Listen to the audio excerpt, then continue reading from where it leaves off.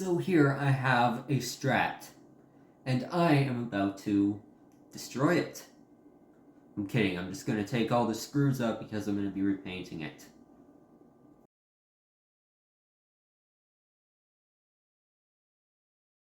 Okay, so we have the body here, because the guitar's been completely demolished now. And this is all the stuff that we pulled out of it. Not going to swear on YouTube.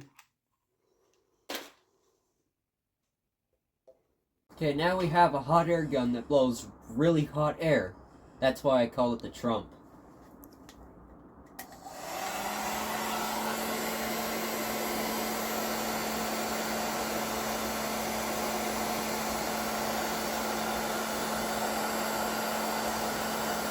Okay, now that I've removed all the paint and sanded it down and all that, next thing we're going to be doing is, well, painting it.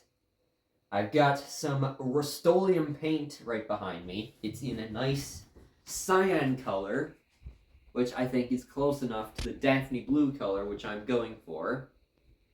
Let's get to painting now, shall we?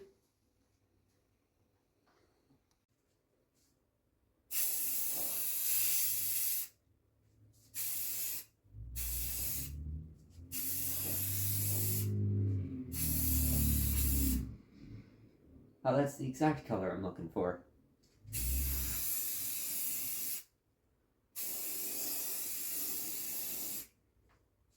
Looking good so far. Okay, we've got the first coat on. It smells terrible, let me tell you. But I'm starting to get used to it, so it won't be that much of a big deal. This is rapid drying paint, so it should dry to the touch in about 20 so minutes, so we'll come back then and do another coat. Okay, so we have at least 5 different coats of blue paint on the guitar now.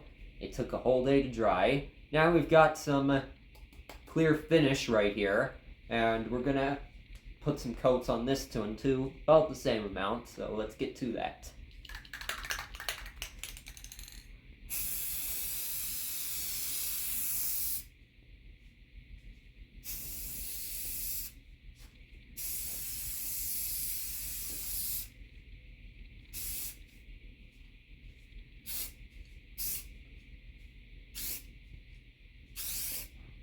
Okay, so I didn't bore you, but the guitar is done. It's all painted. All the guts are back inside, and the pickguard's back on, and, you know.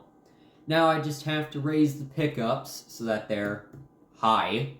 No pun intended. And then I'm going to put these stickers on here, courtesy of none other than Old School Relics on ebay.co.uk.